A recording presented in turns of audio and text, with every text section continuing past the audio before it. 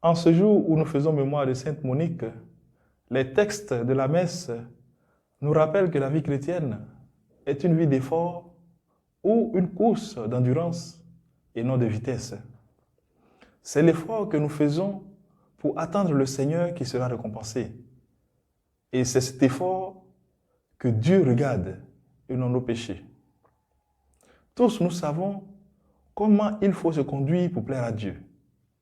Mais pourquoi nous ne le faisons pas, ou du moins nous le faisons à la manière d'un pendule? Nous oscillons sur place.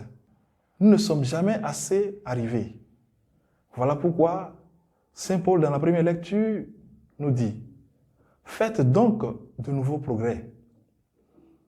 Frères et sœurs, l'insouciante et la prévoyante se trouvent en chacun de nous. Et nous avons besoin de faire de nouveaux progrès, de faire des efforts. Faire de nouveaux progrès signifie que beaucoup a été déjà fait. Nous avons parcouru du chemin. Mais beaucoup reste à faire pour demeurer dans la volonté de Dieu. Faire de nouveaux progrès, c'est aller de succès en succès dans notre marche à la suite du Christ. C'est triompher petit à petit dans le combat spirituel. Faire de nouveaux progrès, c'est s'abstenir et veiller. S'abstenir de ce qui nous éloigne de la volonté de Dieu dans nos vies et veiller à rester maître de soi en toute humilité. Faire de nouveaux progrès, ce n'est pas rester dans l'impureté et la débauche, mais c'est quitter pour vivre de la vie de Dieu.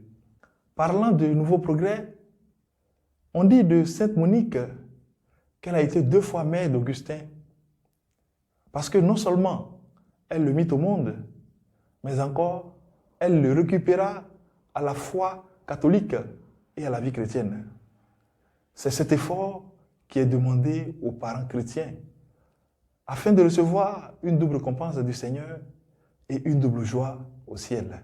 Que Sainte Monique, qui a su être constante dans la prière pour obtenir la conversion de son fils, nous obtienne des grâces pour que nous fassions toujours de nouveaux progrès.